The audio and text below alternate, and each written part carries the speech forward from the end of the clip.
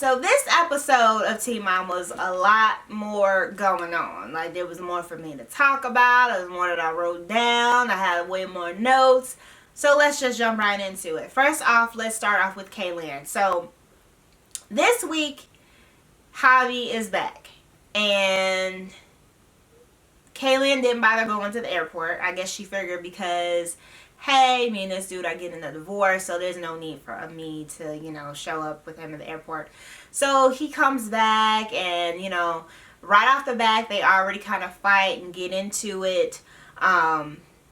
Something about the car seat or whatever. Javi didn't have any car seats, and Kailyn's like, you gotta have a car seat in order to take the boys, and blah blah blah blah blah blah blah.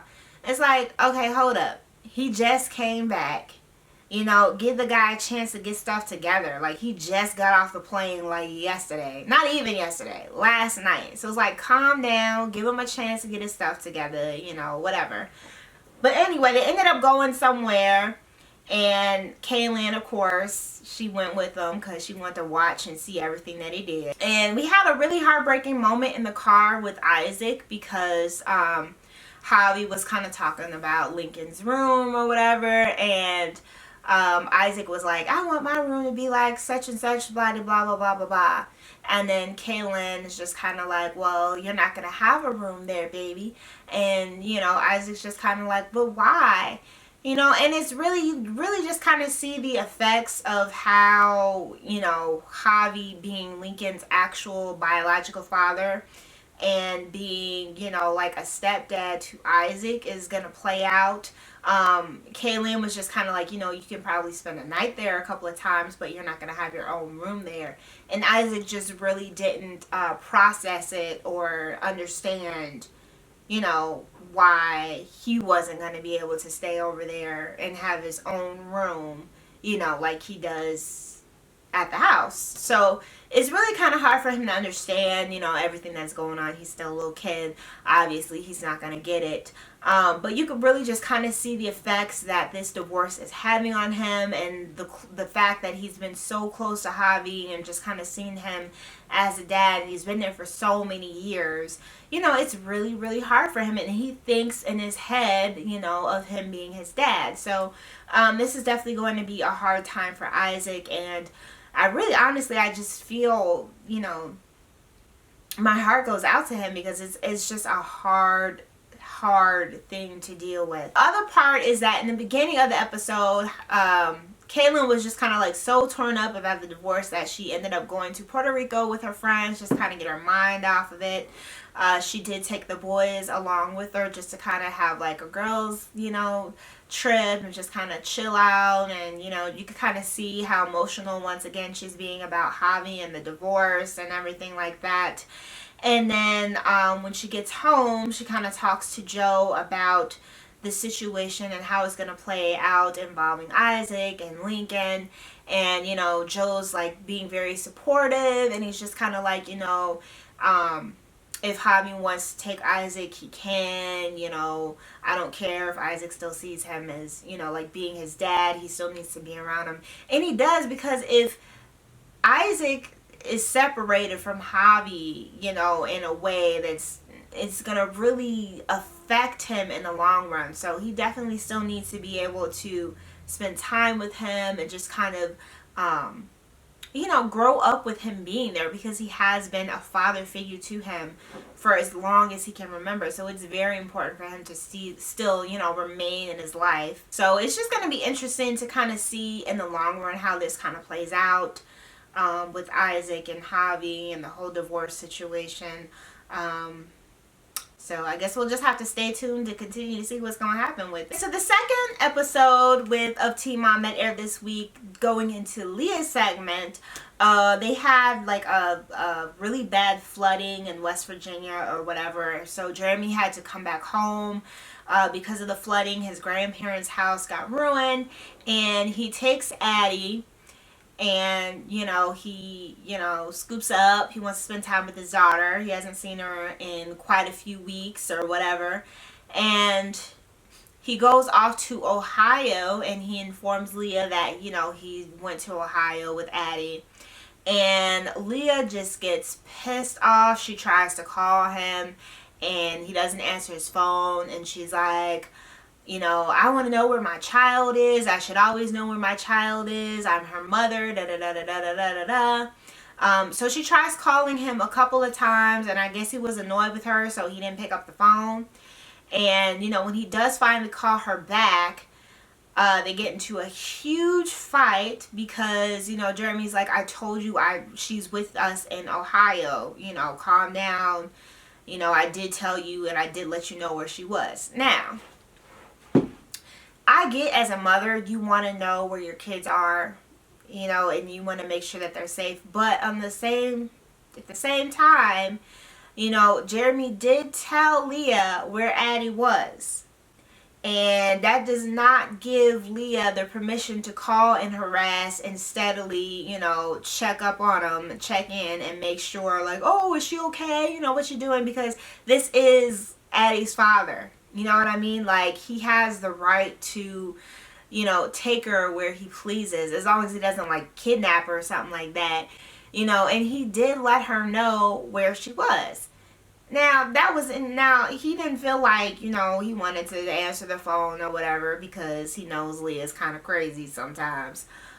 Which I can totally get because Leah, she overreacts. I had this discussion with y'all a couple of weeks ago where I'm like, okay, Leah just needs to take a chill pill when it comes to, like, everything, because she always blows everything out of proportion, and she blew this situation out of proportion as well.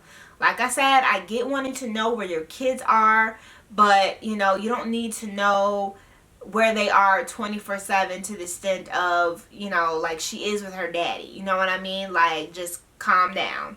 And the thing that really pissed me off with this episode is like, Leah was just getting mad at Jeremy because he wasn't spending enough time with Addie a couple of weeks ago, like 2 episodes ago. She's mad at Jeremy for not spending enough time with Addie. Now apparently he's spending too much time with Addie. It's like, make up your dang on mind. Like, Jeremy's either spending too much time with this child or not enough. Like, calm the F down, give the man a break, you know, relax. Like, that's why y'all ain't together in the first place, because you too controlling and you want to know every dang on thing and you're just too dang on crazy. So yeah, I think Leah needs to just take a chill pill and just kind of like calm it down and just kind of be like, okay, you know, relax a little bit. Alright, so then lastly, and then I kind of, okay, so as far as Chelsea goes this week, I pretty much covered her in the last episode. If you guys didn't see that recap, definitely check it out. It was the 100th episode. And in this episode, she kind of shows Aubrey, you know, the sonogram, and kind of tells her what it was like, you know, when she was pregnant, and shows her pictures of, you know, her being pregnant with Aubrey, or herself rather.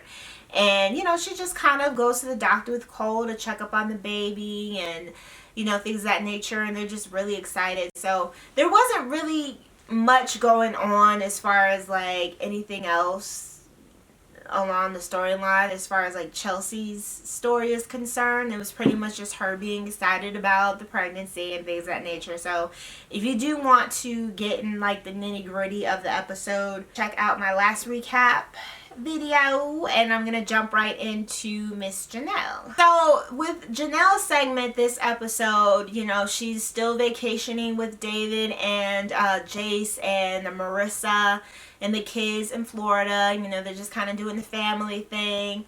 And we kind of see Nathan with Kaiser, just kind of taking care of him. And then Nathan kind of talks to his boy about Jenelle, and he's like, oh, I wonder what would happen if Jenelle was pregnant, you know, like making side jokes about it and things of that nature. And then his friend's just like, oh man, that would be so crazy. That would be so crazy. So they're kind of like hinting at Jenelle being pregnant, which is interesting because in the week after that, or next week's episode rather, is going to show David and Jenelle just kind of like being confronted by the MTV producers about being pregnant. So it's going to be interesting to kind of see, you know, that episode. But anyway, turns out we all know now that Jenelle is pregnant, and of course she's having a girl. But at the time, you know, Nathan was just kind of making jokes, you know, saying that Jenelle still wanted him back and things like that. And I'm just kind of like, you know what, I really don't think that Jenelle wanted Nathan back, because David seems to me like he treats her much better than Nathan ever did. Even though they do have fights from time to time, it seems to me like David by far is the best match that I've seen her with so far in any season. They kind of seem to get along a little bit better. David seems a little bit like more humble and just kind of like down to earth than a lot of the other guys that she's kind of dated. Like Nathan to me seems more of like a meathead, just kind of like jock type of guy, always in the gym, you know, very kind of conceited, just muscle dude. And David just kind of seems a little bit more like family oriented, a little bit tamer for Jenelle. So to me, Jenelle seems very happy. Like she seems to me like she don't want no part of Mr. Nathan, and she just wants him to basically take care of his child. And you know, for Nathan to even say that, it's just kind of showing, you know, more of his meatheadedness and his cockiness, because don't nobody want you, Nathan. We just want you to take care of your child. Like, that's it. There was also a big fight between Jenelle and her mom, Barbara, in this episode. And, of course, they were fighting over Jace and the custody of Jace.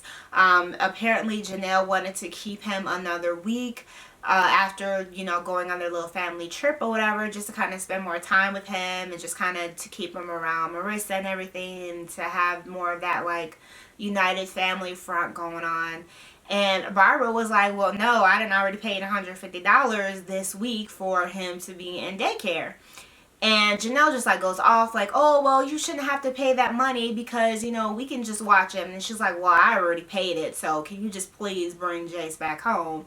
And Janelle's like, no, we want to keep him. We want to keep him. So they kind of fight back and forth about it. And then Jenelle kind of asks, they get off, Barbara hangs up, and then Jenelle kind of asks Jace like, hey Jace, you know, would you rather go home and go to daycare, or would you rather be here with me? And he's like, oh, well, I miss mommy, you know, aka Barbara, me mom.